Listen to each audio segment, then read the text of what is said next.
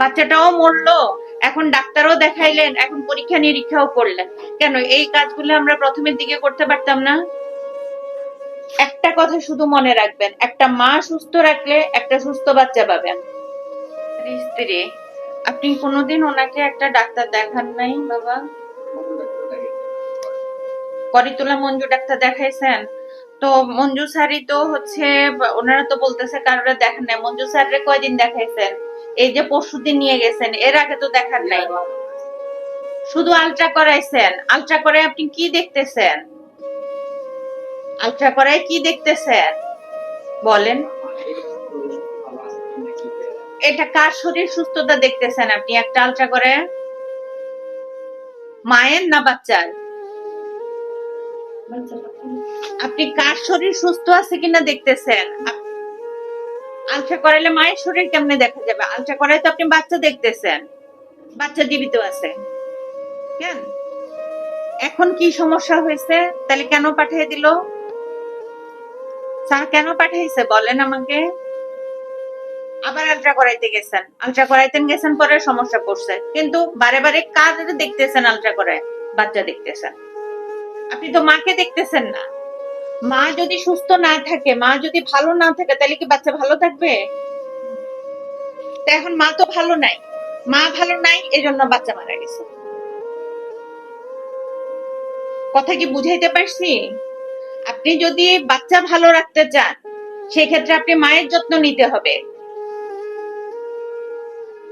মায়ের এত প্রেসার ছিল, একটা ডায়াবেটিসের রোগী, ডায়াবেটিসের বাচ্চারাও পেটের ভিতরে কোনো কারণ ছাড়া মারা যায়। প্রেসারের রোগীর বাচ্চা পেটের ভিতরে যে কোনো সময় মারা যায়। মানসিক ভাবে অসুস্থ যারা হচ্ছে, মানসিক ভাবে হচ্ছে বিভিন্ন টেনশনে থাকে, স্বামীর অত্যাচার করে, শাশুড়ি শ্বশুর শাশুড়ি দাদর ননদেরা অত্যাচার করে, এদের অত্যাচারেও হচ্ছে যে কোনো সময় মানসিক ভাবে বিপর্যস্ত হইলে মায়ের পেটের ভিতরে বাচ্চা মারা যায়।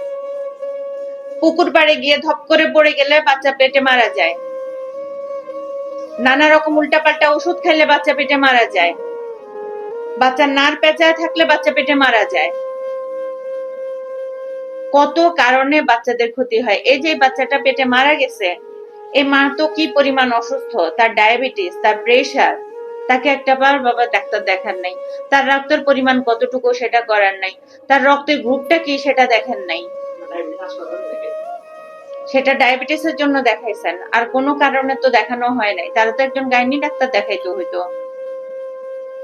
তার প্রেশারটা কন্ট্রোলের চেষ্টা করতে হইতো, সেটা কিছু হয় নাই। এই যে দেখেন, আপনি এখন পরীক্ষাগুলো করাইছেন, আমরা যদি আগে থেকে ডায়াবেটিসটা কন্ট্রোলে রাখতে পারতাম, প্রেশারটা কন্ট্রোলে রাখতে পারতাম, তাহলে তো হচ্ছে এই এতগুলি পরীক্ষা এখন করানো লাগতো না। এখন আমাদের লিভার পরীক্ষা করতে হইতেছে, আমাদের কিডনি পরীক্ষা করতে হইতেছে, আমাদের অন্যান্য পরীক্ষাগুলো এখন সবই করছেন, কিন্তু হারাইয়া করছেন। এখন আমও গেছে, ছাল্লাও গেছে, ঠিক না? বাচ্চাটাও মরলো, এখন ডাক্তারও দেখাইলেন, এখন পরীক্ষা নিরীক্ষাও করলেন। কেন এই কাজগুলো আমরা প্রথমের দিকে করতে পারতাম না? একটা কথা শুধু মনে রাখবেন, একটা মা সুস্থ রাখলে একটা সুস্থ বাচ্চা পাবেন। এখন ভর্তি দিয়ে দিছি নর্মাল ডেলিভারির জন্য। আল্লাহরে ডাকেন, আল্লাহ সাহায্যকারী, পানি নাই ভিতরে। নর্মাল ডেলিভারির জন্য চেষ্টা করে দেখি, ওষুধ শুরু করতেছি আমরা, বিভিন্ন ওষুধ দিয়ে চেষ্টা করে মায়ের প্রেসার কমাবো, ডায়াবেটিস কমাবো, এবং বাচ্চার ডেলিভারির জন্য চেষ্টা করব। ঠিক আছে?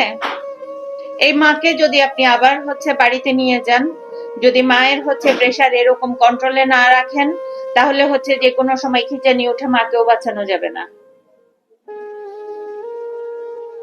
আমার কথা কি বুঝতে পারছেন? এই জন্য ডেলিভারির জন্য ভর্তি দিয়ে দিছি। উল্টাপাল্টা চেষ্টা করে মাকে অসুস্থ বানায়েন না, মাকে বাঁচান। বাচ্চা তো গেছে, যাক।